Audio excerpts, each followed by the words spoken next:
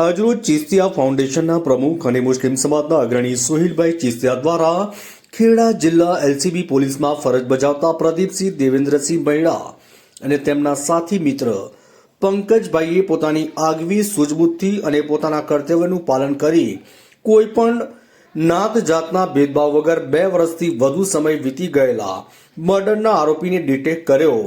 તે બદલ મુસ્લિમ સમાજ વતી પ્રમાણપત્ર, શાલ તથા પુષ્પગુચ્છથી સન્માન કર્યું હતું. આ સાથે સોહિલભાઈએ પોતાના મંતવ્યમાં જણાવ્યું કે નમસ્કાર દોસ્તો, હું સોહિલ ચિસ્તિયા. આજ રોજ મુસ્લિમ સમાજ અને ચિસ્તિયા ફાઉન્ડેશન વતી હું સોહિલ ચિસ્તિયા ખેડા જિલ્લા પોલીસ અધિક્ષક સાહેબશ્રીની કચેરીમાં એલસીબીમાં ફરજ બજાવતા પ્રદીપસિંહ દેવેન્દ્રસિંહ મૈડા અને તેમના સાથી મિત્ર પંકજભાઈનું સન્માન કરવા ગયેલ હતા. સન્માન કરવા જવા પાછળનું મુખ્ય કારણ એવું હતું કે પ્રદીપસિંહ દેવેન્દ્રસિંહ મૈડા અને પંકજભાઈ અને તેમની તમામ ખેડા જિલ્લા પોલીસની આ કામમાં કરનાર ટીમે ભેગા મળી પોતાની આગવી સૂઝબૂછથી અને ટેકનિકલ મદદથી 2 વર્ષથી વધારે સમય વીતી ચૂકેલા અનડિટેક્ટેડ મર્ડર કેસના ગુનામાં આરોપીની શોધ કરી લીધી અને આ આરોપીને પકડીને તેની ધરપકડ કરી જેલ હવાલે કરી દીધો. પણ આ વાત બિલકુલ સરાહનીય છે. ખેડા જિલ્લા પોલીસને મારું સેલ્યુટ છે અને અભિનંદનને પાત્ર છે કે કોઈ પણ જાતના નાત જાત ભેદભાવ વગર નિષ્પક્ષ કામગીરી કરી અને આ આરોપીને જેલ હવાલે ધકેલી દીધો. પણ તેની સાથે સાથે મારું આપ સૌ તમામ ધર્મના લોકોને આ વિડીયોના માધ્યમથી એક આ વાતની હકીકતથી જણાવવું છે કે જેથી કોઈ પણ સમાજની બેન દીકરીઓ ખોટી પ્રેમજાળમાં ફસાઈ અને તેનો આવા દિવસો ના આવે. આ એવો એક ઉદાહરણરૂપ કિસ્સો છે. આ કિસ્સાની અંદર હકીકત એવી છે કે આ મરણ જનાર પૂજા કે જેમનું ઓરિજિનલ નામ હતું સાયરાબાનુ. પૂજા ઉર્ફે સાયરાબાનુ મૂળ રહેવાસી ઉત્તર પ્રદેશના પ્રતાપગઢ જિલ્લાના હતા અને ઉદય વર્મા જે વિકૃત માનસિકતા ધરાવનાર યુવક તે પણ ઉત્તર પ્રદેશના પ્રતાપગઢ જિલ્લાનો હતો. ઉદય વર્મા એ પોતાની વિકૃત માનસિકતા, વિકૃત બુદ્ધિથી આ સામાવાળા પૂજા ઉર્ફે સાયરાબાનુને પ્રેમજાળમાં ફસાવી તેને સાથે લગ્ન કર્યા હતા. લગ્ન કર્યા બાદ આ લોકો ઉત્તર પ્રદેશનો પ્રતાપગઢ જિલ્લો છોડી અમદાવાદ ખાતે રહેતા હતા અને અમદાવાદ ખાતે એમ્બ્રોઇડરીનું કામ કરી પોતાનું ગુજરાન ચલાવતા હતા. આ બંનેના લગ્ન જીવન દરમિયાન પૂજા ઉર્ફે સાયરાબાનુ અને ઉદય વર્મા બંનેને પહેલા સંતાનમાં ખુશી દીકરીનો જન્મ થયો.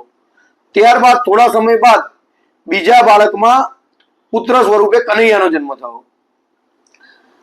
આ બાદ થોડો સમય વીત્યા પછી પૂજા ઉર્ફે સાયરાબાનુને અને ઉદય વર્માને નાની મોટી બાબતે ઘરેલું ઝઘડા થતા હતા.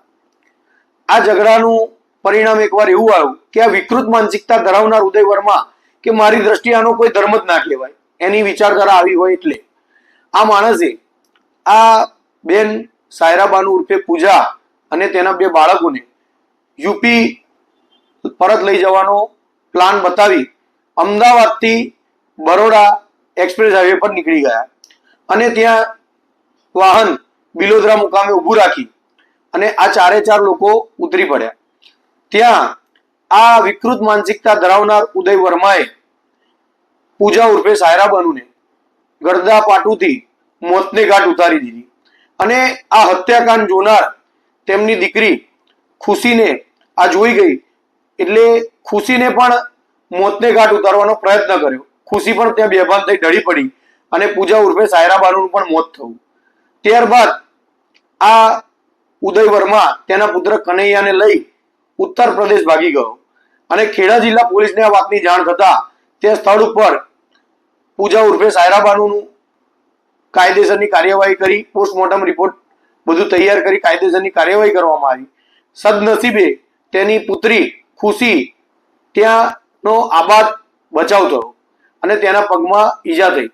ખેડા જિલ્લા પોલીસે આ ખુશીની સારવાર કરાવી.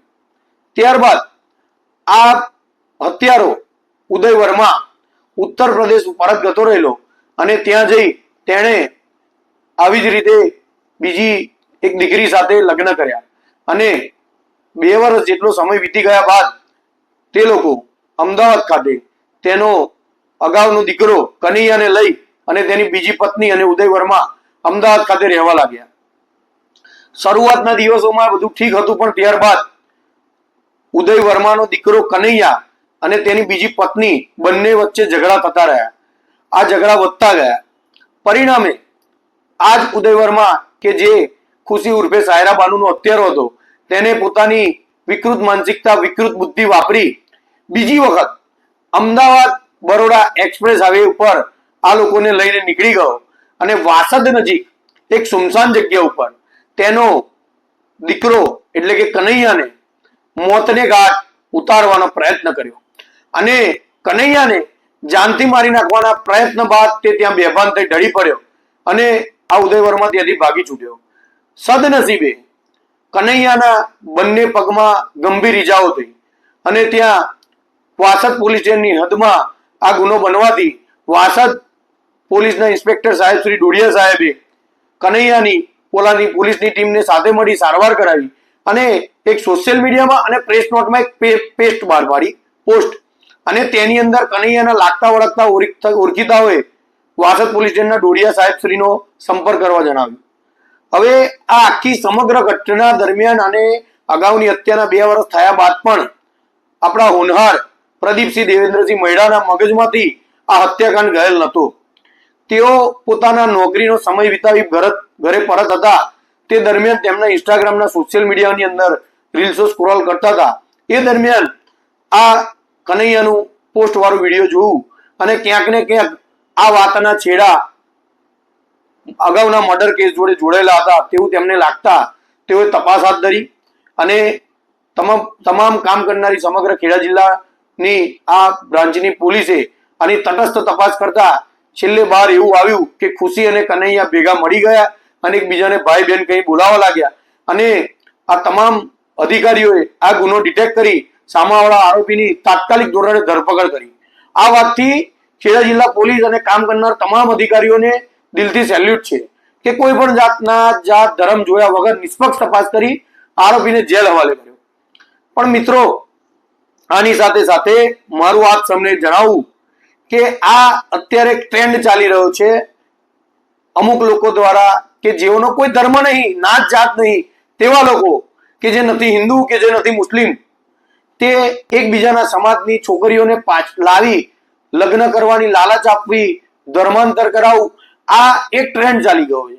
મારા પોતાનું માનવું એવું છે, મુસ્લિમ સમાજની દીકરી હોય, હિન્દુ સમાજનો દીકરો હોય તો મુસ્લિમ સમાજ એવું કહે છે કે આ ભગવાલા ટ્રક ચાલુ રહ્યું છે, ભગવાલા ટ્રક ચાલશે. એની સાથે સાથે હિન્દુ સમાજની દીકરી હોય, મુસ્લિમ સમાજનો દીકરો હોય તો મુસ્લિમ સમાજ એવું કહે છે કે હિન્દુ સમાજ એવું કહે છે કે આ લવ જેહાદ ચાલી રહ્યો છે. પણ આ બધા નામો આપવાની જગ્યાએ મારું પોતાનું માનવું એવું છે કે પોતાનો ધર્મ છોડી બીજાના ધર્મની અંદર, ભલે હિન્દુ સમાજની દીકરી હોય કે મુસ્લિમ સમાજની દીકરી હોય, પોતાનો ધર્મ છોડી જવું ના જોઈએ. તેનું પરિણામ બિલકુલ ખરાબ જ આવે. તેનું આ જ પરિણામ છે. આની સાથે સાથે જે તે એરિયાનો દીકરો દીકરી હોય તઈનો ભાઈચારો, કોમી એખલાસ, વાતાવરણ બધું બગડે છે, કોમી વૈમનસ્ય ફેલાય છે અને લોકોની આજીવન દુશ્મની ઊભી થઈ જાય છે. તો 2 હાથ જોડી મારી મુસ્લિમ દીકરીઓ, હિન્દુ દીકરીઓ અને સર્વ સમાજની બધી દીકરીઓને મારી પ્રાર્થના છે, તમને 2 હાથ જોડી વિનંતી કરું છું કે પોતાના સમાજને છોડી, પોતાના ધર્મને છોડી બીજા ધર્મને ના અપનાવો. તમારા મા બાપની, તમારા પરિવારની, તમારા કુટુંબીજનોની, તમારા ગામની ઇજ્જત આમાં દાવ પર લાગી જાય છે. કોમી વૈમનસ્ય ફેલાય છે અને આવા જે લોકો નામ આપતા હોય ભગવા લવ ટ્રેપ, લવ જેહાદ, એ લોકોને પણ મારી 2 હાથ જોડીને નમ્ર વિનંતી છે કે આપણે આવા કોઈ લોકોને સાથ સહકાર ના આપો, ઉપરથી આનો વિરોધ કરો. મુસ્લિમ સમાજની દીકરી મુસ્લિમ સમાજમાં જ શોભશે, હિન્દુ સમાજની દીકરી હિન્દુ સમાજમાં જ શોભશે. પણ આ રીતે ધર્માંતર કરી પોતાની મા બાપની લાજ ના ઉછાળો. આનું પરિણામ ખરાબ જ આવશે. તમે દુઃખી જ થશો. આમાં તમને માલિક કદાપી માફ નહીં કરે.